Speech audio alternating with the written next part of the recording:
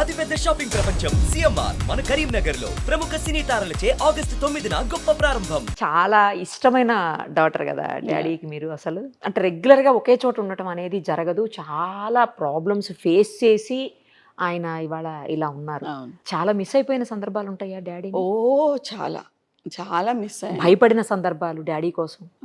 భయపడిన సందర్భాలు అని అంటే భయం ఎప్పుడు మా అమ్మ నాకు నేర్పించలేదు, నిరుపమ గారు ఎప్పుడూ నేర్పించలేదు. అంటే భయాలతో కూడుకున్న సంఘటనలు ఏవైనా కూడా, కానీ అది భయంతో చూపించలేదు నాకు.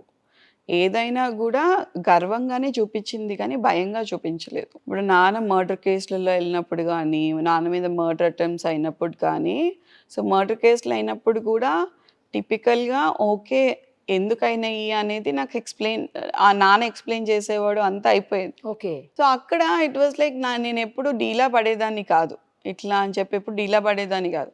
సో అట్లా అని వెన్ నాన్న మీద మర్డర్ అటెంప్ట్స్ అయినప్పుడు కూడా అంటే ఇలాంటి మనుషుల మీద మర్డర్ అటెంప్ట్స్ అవుతాయి అని అమ్మ ధైర్యం చెప్పేది. Okay okay. సో ఎప్పుడు ధైర్యంతో కూడుకుందే కానీ భయంతో ఎప్పుడైతే బతకలేదండి. ఎప్పుడు భయంతో బతకలేదు, నేను ఎప్పుడు బతకను కూడా భయంతో. అంటే నాన్నగారికి ఏమన్నా అవుతుందేమోనండి భయం, ఆ భయం అంటున్నాను. ఎగ్జాక్ట్లీ, ఆ నాన్నగారికి కూడా ఏమన్నా అవుతుందన్న భయం ఎప్పుడు లేకుండా, మేనిఫెస్టేషన్ ఎప్పుడు ఉంటుండే నాకు. Is a strong man. అంటే నేను 4 years ఉన్నప్పుడు ఆయనకి ఆల్మోస్ట్ మేబీ 25-26లో ఫైరింగ్ జరిగింది నా ముందటనే. ఒక 40-50 bullets తగిలాయి, 4 bullets ఇంకా ఉన్నాయి ఆయనకి. సో అప్పుడు చనిపోలేదు ఆయన. మార్నింగ్ 11కి జరిగితే ఇన్సిడెంట్, నైట్ 11 వరకు ఆయనకి మినిమం ఫస్ట్ ఎయిడ్ కూడా కాలేదు. అమ్మా. ఎవరు తీసుకోలేదు వరంగల్లో. నిమ్స్కి మేము రీచ్ అయ్యే వరకు 11 అయింది నైట్. 11-11:30కి బెడ్ లేదు ఐసీయూలో. బెడ్ లేకపోతే స్ట్రెచ్చర్ మీద పెట్టి లైక్ ఫస్ట్ ఎయిడ్ చేశారు. ఇంత లోపల టచ్ వుడ్ ఎవడో నాకు తెలీదు, మహానుభావుడు ఐసీయూలో ఒకటి చనిపోయాడు. చనిపోతే ఆ బెడ్లోకి తీసుకెళ్ళి అట్లీస్ట్ బెడ్షీట్ కూడా మార్వలేదు, మీరు నమ్మరు. అట్లనే తీసుకెళ్ళి ఆ బెడ్ మీద వేసేసి అప్పుడు 2 surgeries పర్ఫామ్ చేసి, ఇదంతా ఒక 3 months ఆఫ్ ప్రాసెస్ నిమ్స్లో ఉన్నాడు. ఇంక అప్పుడు ఫిక్స్ అయిపోయా, ఇంక ఇప్పుడు పోలేదంటే మా నాన్న ఇంకెప్పుడు పోడు అని. So is there here to do something. అప్పుడు అనుకున్నా, లేదు ఈయన ఏదో చేయటానికే ఇక్కడికి వచ్చాడు, ఇక్కడ ఉన్నాడు, దేవుడు పంపించాడు, ఇది ఒక చిన్న పరీక్ష ఆయనకంతే. సో ఇది బయటికి ఇంత దరిద్రం దాంట్లో బయటపడ్డాడు అంటే ఇంకా దీనికన్నా లీస్ట్ ఏం ఉండదు అని అనిపించింది నాకు. ఆ ఫైరింగ్ మీ కళ్ళ ముందే జరిగిందండి? నా ముందే జరిగింది. అండ్ నాన్న యాక్చువల్లీ ఒకళ్ళని చంపేశాడు, ఒకరికి కాలుకి కొట్టాడు, ఎస్కేప్ అయిపోయాడు. ఎస్కేప్ అయిపోయాక కాలు ఎవరైతే దెబ్బ తాకిందో వాడు బాగా పెయిన్లో ఉన్నాడు, చచ్చిపోయినాడు పక్కన ఉన్నాడు. నేను పాండబ్బ వెనకాల నించొని ఉన్నాను అనమాట. సో వాడు ఏమన్నాడు అంటే, అరే వాడు చావడ్రా, మనం చంపుతాడు, పోరు ఉంది ఇక్కడ వేసేయండి అని అన్నారు. అది విని నాన్న వెనకాలకి వచ్చారు. అప్పుడు దాకా మీరు అక్కడ ఉన్న విషయం తెలీదు. నాన్న అంటే అప్పటికి నాన్న గ్రామ పంచాయతీ ఆఫీస్ నుంచి మేమందరం బయటికి స్కాటర్ అయిపోయాము. సో ఎవరో తీసుకెళ్ళిపోయి ఉంటారని అనుకున్నాడు, కానీ నేను అక్కడే ఉన్న పాండబ్బ వెనకాల ఉంటానని అనుకోలేదు. ఎవరు ఎక్స్పెక్ట్ చేయరు కదా అక్కడ ఉంటామని చెప్పి. సో నాన్న మళ్ళీ దానికోసం వెనకాలకి వచ్చి దొరికిపోయి ఇంకా పాయింట్ బ్లాంక్ ఇక్కడ అక్కడ కొట్టేసి, సో అప్పటి వరకు ఎందుకు తగలలేదంటే బుల్లెట్ ప్రూఫ్ జాకెట్ వేసుకున్నాడు నాన్న. సో అది వాళ్ళకి తెలియలేదు, బుల్లెట్ ప్రూఫ్ జాకెట్ గురించే అసలు తెలియదు వాళ్ళకి. అప్పుడు US నుంచి తెప్పించుకున్నాడు. సో వాళ్ళకి అంత బ్రిస్క్లో తాకింది, షోల్డర్ మీద తాకింది, అంత తాకింది కానీ అయినా బట్ కొడుతున్నా కొద్దీ ఆ నాన్న వెళ్ళిపోతున్నాడు, ఏంటి అని అర్థం కాలేదు. సో వన్స్ ఇక్కడికి వచ్చాక కథ మా ముగ్గురికి ఎవరైతే 5 వచ్చారో ముగ్గురికి దొరికారో వాళ్ళు ఇంకా దగ్గర నుంచి షూట్ చేయటం స్టార్ట్ చేశారు. అప్పుడు కూడా భయం వేయలేదా మీకు? భయం వేయలేదు.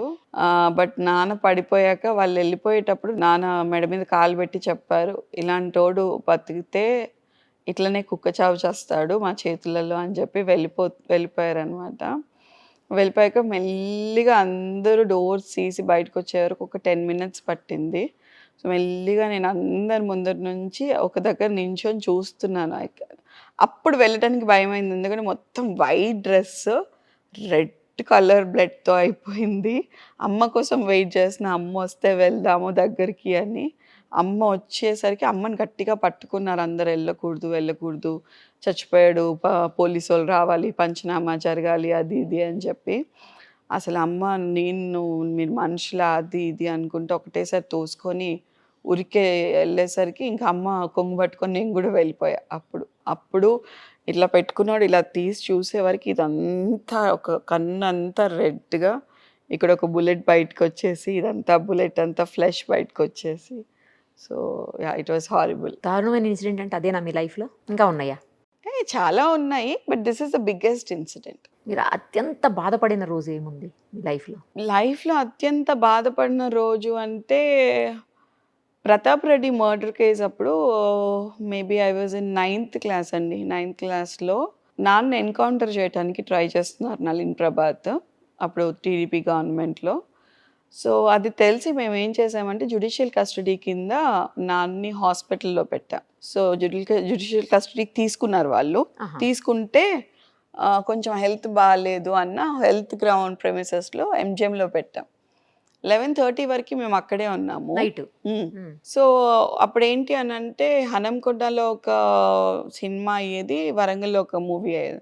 వరంగల్ మూవీ అయిపోయే వరకు 12:45 అయ్యేది అనమాట. ఇంటికి వచ్చి పడుకోగానే నా ఫ్రెండ్ కాల్ చేసి మీ నాన్నని హనంకొండ పోలీస్ స్టేషన్ ఎదురుగా రోడ్ మీద కొడుతున్నారు అని చెప్పి.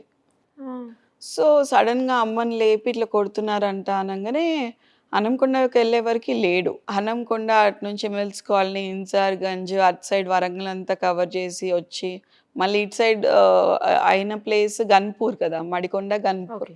సో మడికొండ వరకు చూసి ఇంకా లాస్ట్ మడికొండ గన్పూర్ అనుకుంటా, గన్పూర్ పోలీస్ స్టేషన్లో అమ్మ ఇంకా పెట్రోల్ పోసేసుకుంది. నాకు మనిషిని చూపిస్తారా లేదా, నేను ఇంత ఎతుకుతున్నాను ఒక మనిషి కోసము, అసలు లోపల ఉన్న మనిషి మీరు బయటికి ఎట్లా తీసుకొస్తారు అని చెప్పి పెట్రోల్ పోసేసుకుంది. పెట్రోల్ పోసేసుకుంటే ఇంకా అప్పుడు నాన్న కుంటుకుంటూ వచ్చి రేకమ్మ నేనున్నా వెళ్ళిపో అని అన్నారనమాట. వెళ్ళిపో అన్నాక అమ్మ డైరెక్ట్ వెళ్ళి కేసు పెట్టేసింది. అదే రోజు నైట్ కేసు ఫైల్ చేసేసింది. నెక్స్ట్ డే మార్నింగ్ బెంచ్కి వచ్చింది కేసు. అసలు ప్రిఫర్డ్ ఎవరైతే ఎస్పీ ఉన్నారో యూజువలీ సస్పెండ్ అవ్వాలి, ఎందుకంటే జ్యుడిషియల్ కస్టడీలో 3rd grade వాడకూడదు. సో పెట్టాక ఆయన ఒళ్ళంతా రక్తంతో ఉంది.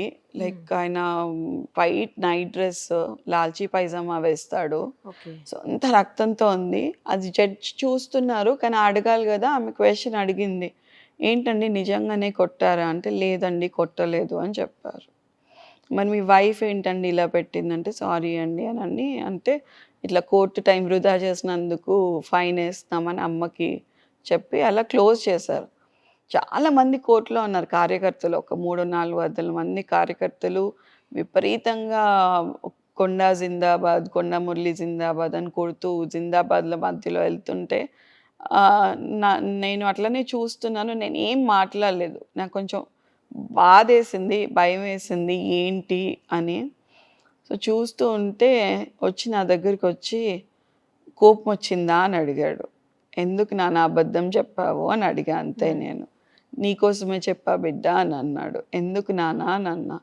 ఏం లేదు బిడ్డ, నిన్ను చంపేస్తా అంటున్నారు, సో నేను బయట ఉంటే నిన్ను ఎట్లనో అట్లా కాపాడుకోగలుగుతా, ఏముంది బిడ్డ ఈ దెబ్బలు నీకన్నా ఎక్కువేం కాదు కదా అని అన్నారు. So that was the moment I felt really bad అండి. నేను లేకపోయినా బాగుండు, మా నాన్నకి అంత దెబ్బలు తాకకపోయేటివి అనిపించింది నాకు. That's the most dreadful thing for me. చాలా బాధ అనిపిస్తుంది మీరు చెప్తుంటే, స్పీచ్లెస్. సుమన్ టీవీలో మీ పర్సనల్ అండ్ బిజినెస్ ప్రమోషన్స్ కోసం కింది నెంబర్కి కాంటాక్ట్ చేయండి.